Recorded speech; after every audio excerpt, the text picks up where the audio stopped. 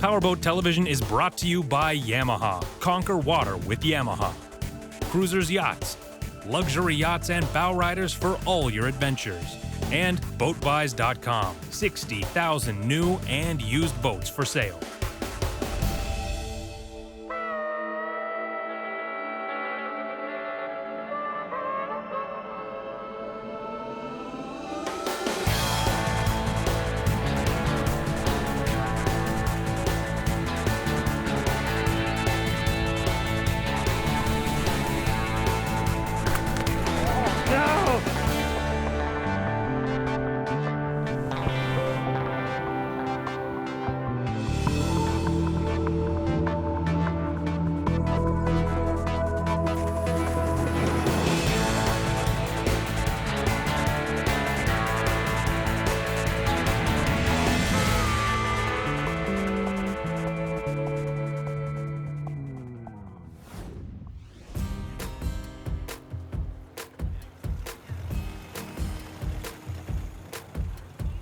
This week, we're tagging along on a poker run with the Performance Boat Club of Canada. A neat feature at their events is the impromptu boat show that happens before takeoff, where the public is invited to come down to the docks and see the boats in the water. Is that part of the fun to share it with other people? It is, yeah. Just let people see stuff, let them get on the boats, because most people don't. And I was one of those people. Had a smaller boat, didn't get to see these bigger ones, and people welcomed me on, explained stuff to me, educated me on it, let me go on them, take a look at them. But this and everything that's going on here is something the public generally doesn't get a chance to see. There's a lot of love that goes into boats like this before and after poker runs, and unless you own one or happen to work here at R Performance, you don't see what happens. But we've been offered an exclusive tour, so I'm gonna go try and find Peter, and he'll show us around. Peter, what's going on, buddy? Oh, it's working. It's busy, crazy out there. Is it like this standard before a poker run? Yeah, we got a lot of boats to kick out today. We had another one show up from the States that has to go back to the States today for an emergency repair. It's just typical on what's going on around here. Do you have a couple minutes to give us a quick tour, though? Yeah, sure. Sweet. That's the one that came up from New York this morning with a broken gimbal ring. But he'll leave with it today. So we've got the back end torn apart. Oh. And this fountain here is headed to the run today. Nice. Doing some dyno work right now. Obviously, these motors aren't going to be in the poker run, but when you run them, you actually run them up to RPM. You can see all of your levels, and at the end, it'll spit out a report with all your horsepower and torque and right on. all that fun stuff. Just need to finish a little mechanical work, get it washed, and then deliver it to Gravenhurst. It's got about 800 horsepower aside, maybe actually closer to 900, and the drives weren't quite holding up, so we just custom painted and installed a set of dry sump Mercury number 6 drives. Wow. And this will all be bright and shiny before the run. We just need to get it out and get it washed. So we always have a bunch of engines. It's like a wish list right here. These are those new 400 Verados from Mercury. Absolutely phenomenal. Yeah. Are you seeing more of those, more outboards because of things like that? I've delivered about 20 boats from Nortec so far with those since they've came out, and they basically don't break. If you break an out drive, we just rebuild it right here in-house. Little ones up to the big ones. Or we just slap one on the boat out of inventory.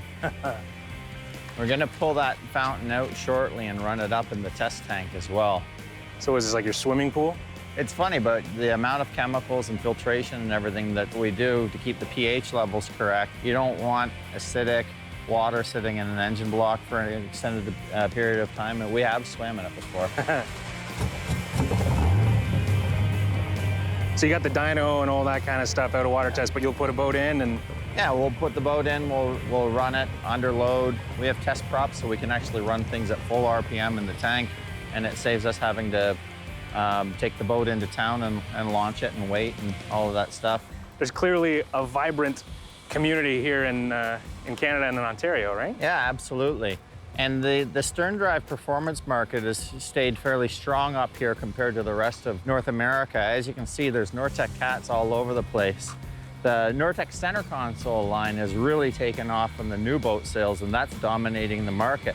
The cat and the center console both are Poker Run ready? Absolutely. We make the fastest center consoles in the world. We had a 39 just like this last year, go over 100 miles an hour. That's cool. And if you recognize Peter's, because a couple years ago we did that shoot with Mercury Racing and Double R, and it was on boats just like this, so I really appreciate the tour. Hey, no problem. At the Poker Run, we'll get back to that, and we'll see them in action. Back in Gravenhurst the next day, we're underway early as a storm threat lingers for later in the day.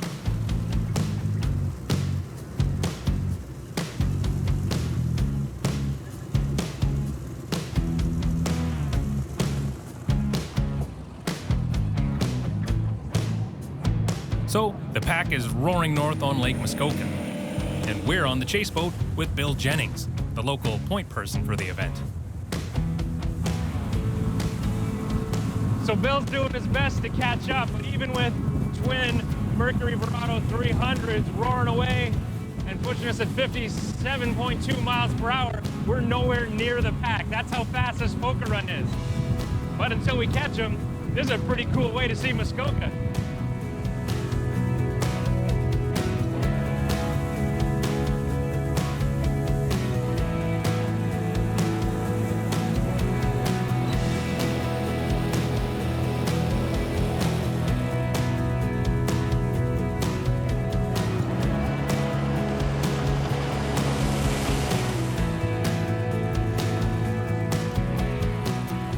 Now that we're in one of the sections where everyone has to slow down and we can catch up, I can tell you that this is not just about fun and high performance ripping around. I mean, that's a big part of it, but it's not just for the camaraderie that all these people have come out today. It's because they're supporting a good cause, and there are 5 different poker runs the Performance Boat Club of Canada is hosting. This is the first here in Muskoka, and this particular one is supporting a summer camp for kids with cancer.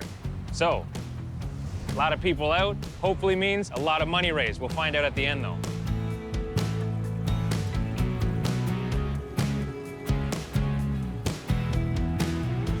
Here we are on PowerBoat Television. We'll be back in 2 and 2. When we come back, we catch the pack and head into Lake Rosso. But arguably the biggest news out of Yamaha this year is their smallest engine that they're launching, the 25 horsepower.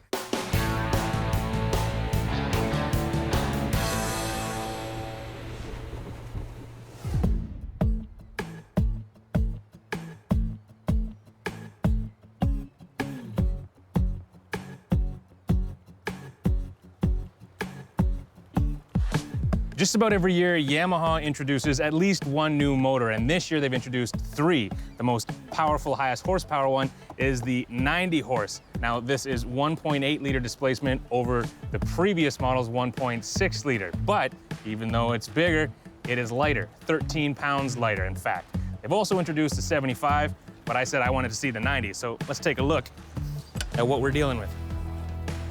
So one of the things with the modern outboard is it's kind of hard to see because they're so well engineered and constructed. But within here, the cylinder block is the same as the 115, but what I find really impressive, right here, the intake, they have a silencer. So your intake noise is a little bit reduced as well. So not only is it lighter, bigger displacement, but it's a little more quiet too. 40% more charging output than the previous 90. What's probably the most important, at least to me, is that it's more fuel efficient, 10% more fuel efficient than the previous 90.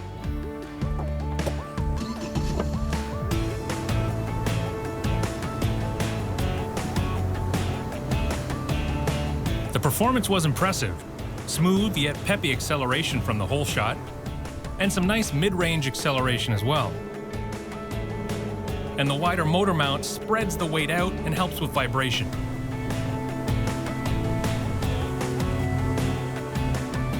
Hard to port. But arguably the biggest news out of Yamaha this year in terms of their outboards is their smallest engine that they're launching, the 25 horsepower. Now this is very popular in Manitoba, Northern Ontario, fish camps, that sort of thing. And they've been hearing for years that the customers wanted a lighter 4-stroke 25 horse. Now this 4-stroke is totally redesigned and the Yamaha engineering and R&D teams started from scratch. Now, it took a little longer than expected, but they exceeded their expectations. Not only is this lighter than the previous four-stroke by 42 pounds, that's about a 25% weight savings, this outperforms the old four-stroke and outperforms the old two-stroke. In fact, this has the highest power-to-weight ratio of any 25 horsepower on the market. And this has batteryless electronic fuel injection. And if you don't care about that technology, you will probably care that that means you don't have to have a battery on board, which is even more weight savings for you. But enough about design. Let's talk about performance. And actually, even before we get the cowling on, this is quieter than a lot of older motors, but the cowling design themselves cuts way down, purrs like a kitten. Now, you do have a couple options before we head out on the water worth noting. There's long shaft, short shaft options for you depending on what boat you're using it on.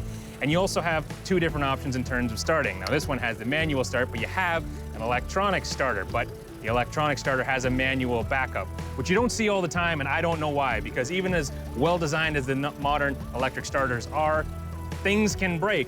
And having the peace of mind of being able to start your motor no matter what is a great design feature. So highest power-to-weight ratio is a great line for a brochure and a website. What does that really mean? Holy jumping. Yeah. Performance here? Well, that also is impressive. Now, obviously, performance with something like this is very dependent on what type of boat and what load you have. On this boat, on this lake, though, I'm cruising comfortably at 15 miles an hour, and I've peaked at 31.4 miles an hour. It's a big number from a little outboard.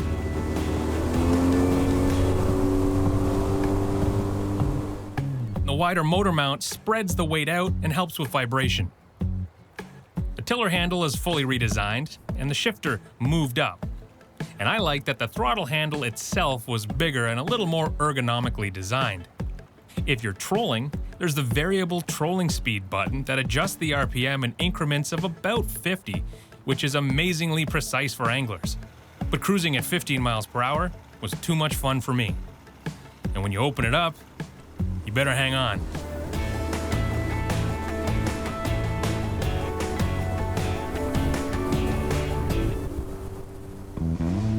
One of the great things about these older boats is they've got a lot of character.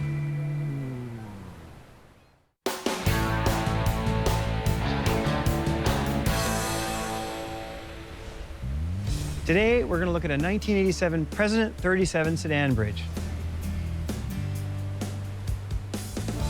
Sedan bridges are interesting because you get a nice big cockpit that's low at the water level. You also get a fly bridge, which is great for visibility from driving above. An aft cabin or sun deck version was also available, which shared the same hull but offered an alternative layout. One reason to move from an express cruiser to a flybridge type yacht is to gain living space that is not under canvas. Let's check out the interior of this classic sedan. One of the great things about boats built in the 80s is they tended to use more wood. As you can see inside, we've got a lot of teak and holly and mahogany in this boat. Now this one's in pretty good shape. You got a wonderful headliner, but there's just wood everywhere you look. And that wood gives a very warm feeling to the boat. The upholstery in this boat was upgraded at some point in this L-shaped settee, but you can see it's been tastefully done. The table has a leaf to allow more mobility in the salon, and it would appear it can be lowered with this very nautical crank, although I'm not sure you'd want anyone sleeping on it. Just behind the lounge, you can see the side windows open along with the rear window next to the door. Letting in a breeze on a hot day is refreshing and can minimize running the air conditioning, which would require running the genset. Now something I think is really nice about this particular sedan is the galley is up. So if you're entertaining guests or you're providing something to eat, you're not removed from them, you're still part of the group. A boat of this size is likely to be used for extended stays on the hook, so it's nice to see a full-size fridge, freezer, electric stove, and a microwave. Moving below, we find the traditional two-cabin layout with the mid-cabin to port.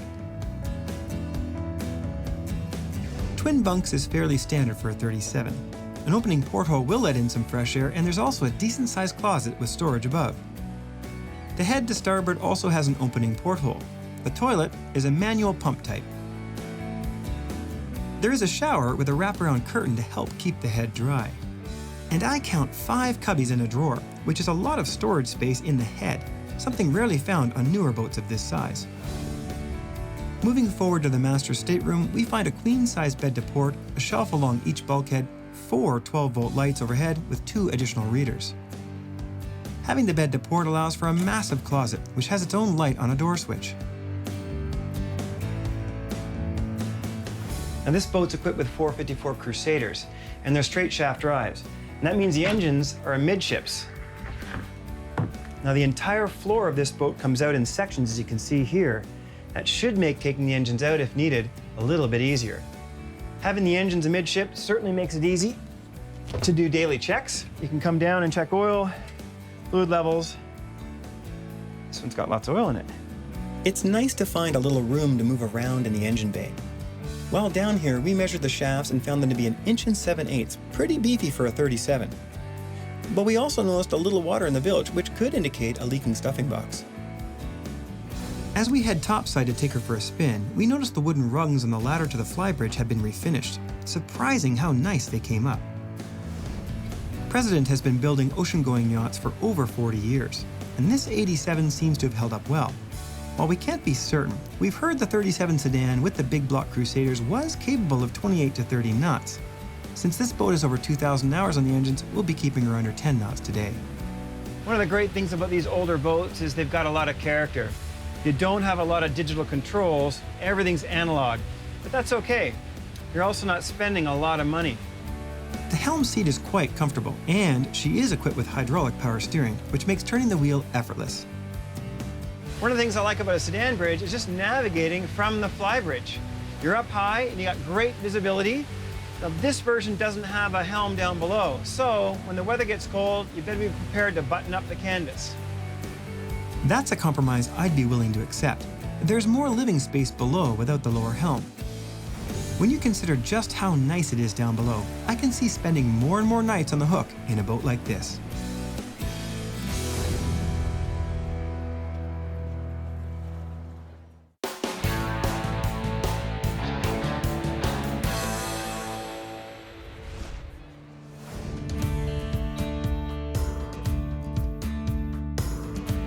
For those of us with cruisers, probably have a holding tank on board for your head system.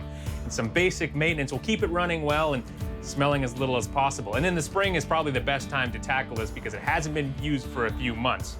So first of all, we're gonna take the sensor out and just wash that off with soapy water. Things can get stuck to it, and just make sure that it's reading properly. This is a job that I've had to do mid-season, and trust me, it's much better to do now. Brush it off as much as you can. You don't need to worry about perfection. This is just to make sure that your sensors don't stick. Moving on to the filter, it's a hose-style clamp on either end and a strap in the middle. Not only are we going to replace the filter that's on there, we're going to upgrade it with a Canadian-made one, the big orange filter. Now it'll fit the same way, but when this one's done and you start smelling things after a few flushes, you don't throw this one away, you actually refill it. So it's better for the environment, both work for your nose. And then when you put it back in, just reverse the process, making sure you have the airflow going in the right direction.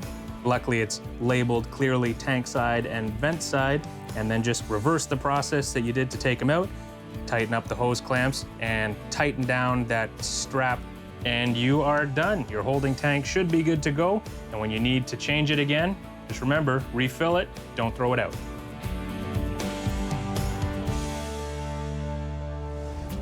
Welcome back to the Poker Run. We've made it to Port Carling and are waiting as a group to get through the lock. So there's different styles and models. Like right here, there's a Donzi, there's a couple Nortex. But the one thing they all have in common, of course, is they go very, very fast. So this must be killing them waiting for the lock. It's like Usain Bolt at the starting block. Squeezing in so close together allows a rare opportunity to chat with the other boaters when on the water. And PowerBoat TV fans. Biggest fan right in between though, Wiley, for sure.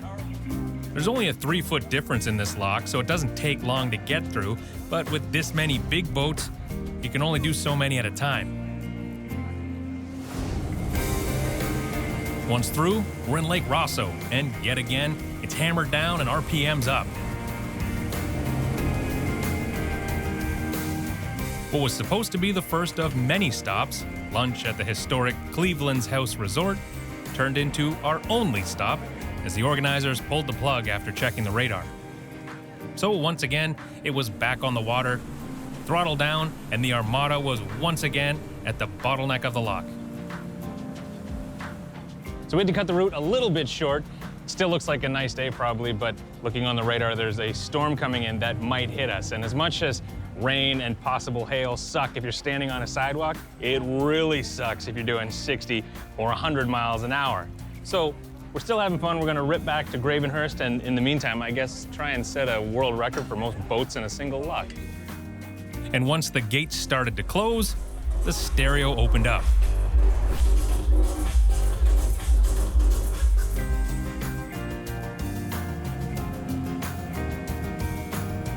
As we left the lock, our modern high-speed machines passed their historic counterpart, the steamship Winona II. Once back in Lake Muskoka, we're trying to beat the rain, so no posing for pictures, it's go time.